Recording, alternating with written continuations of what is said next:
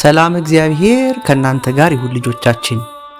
በዛሬው የዘኪዮስ ዝግጅታችን የሕማማት ሳምንት የመጨረሻ ቀን ስለሆነችው ቅዳሜ ጥያቄዎችን እየመለስን እንማራለን። ይህች ዕለት ጌታችን በመቃብር የዋለባት ያደረባት የተለየች ቅዳሜ ናት። እስኪ በጥያቄያችን መላልሰን እናያቸዋለን። ዝግጁ ናችሁ? ጀመር። ከስቅለት በኋላ ያለችው ቅዳሜ ምን ትባላለች? ቀዳሚ ሰንበት፣ ቀዳም ስዑር ወይንስ ፋሲካ?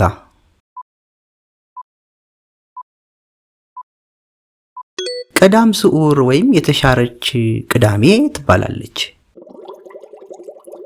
ይህች ቅዳሜ ቀዳም ስዑር ለምን ተባለች? ስለምንጫወትባት፣ ጾም የሚጾምባት ብቸኛዋ ቅዳሜ ስለሆነች ወይንስ ስለማትታወቅ?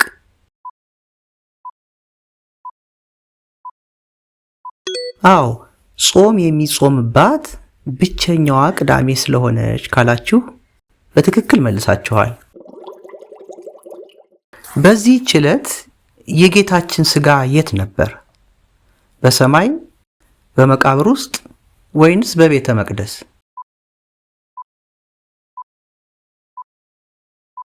በመቃብር ውስጥ ካላችሁ በትክክል መልሳችኋል። ጌታችን በሥጋው በመቃብር ሲያድር በነፍሱ ደግሞ ወዴት ሄደ? ወደ ገነት፣ ወደ ሲኦል ወይንስ ወደ ግብፅ?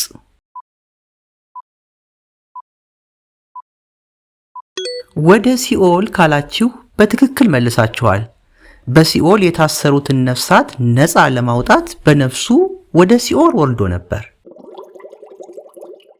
ካህናት በቀዳም ስዑር ዕለት ለምዕመናን የሚያድሉት አረንጓዴ ተክል ምን ይባላል?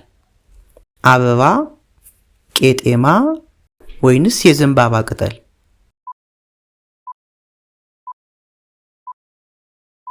ቄጤማ ነው ካላችሁ በትክክል መልሳችኋል።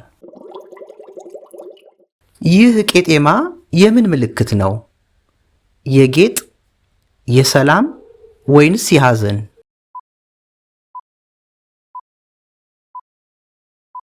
የሰላም ካላችሁ በትክክል መልሳችኋል። የሰላም፣ የብስራት፣ የሕይወት፣ የደስታ ምልክት ነው።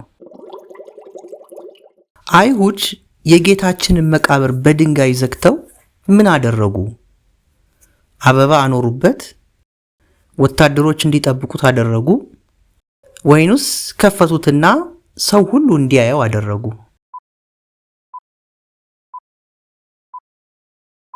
ወታደሮች እንዲጠብቁት አደረጉ ካላችሁ ትክክል ናችሁ። አይሁድ መቃብሩን ያስጠበቁት ለምንድን ነው? አውሬ እንዳይበላው፣ በሦስተኛው ቀን እነሳለሁ ስላለ ወይንስ ስላከበሩትና ስለሚወዱት?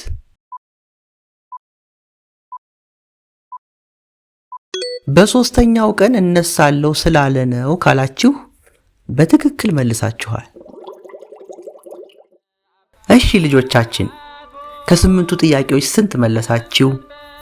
ጌታችን በሲኦል የነበሩትን ነፍሳት እንደው ነፃ እንዳወጣ ስትሰሙ ምን ተሰማችሁ? ደስ አላላችሁም? በጣም ደስ ይላል እንጂ አይደል? እንኳንም ደስ አላችሁ። ነገ እንግዲህ ታላቁ የደስታ ቀናችን ነው፣ የትንሣኤ በዓል ነው። እሱን ደግሞ በማስመልከት ከሌላ የትንሣኤ ዝግጅት ጋር የዘኪዮስንም ጥያቄዎች ትንሣኤን በተመለከተ ይዘንላችሁ እንመጣለን በታላቅ ደስታ። እስከዚያው ዝግጅቶቻችን ሲጫኑ ወዲያውኑ እንዲደርሷችሁ ሰብስክራይብ አድርጉ። ቪዲዮዎቻችን ላይክ እና ሼር በማድረግ ደግሞ ለሌሎች እንዲደርስና እኛንም እንዲያግዝ እንድታደርጉ በአክብሮት እንጠይቃችኋለን። የበረከት ዋዜማ ይሁንላችሁ። በመስቀል ሆነ አባቶ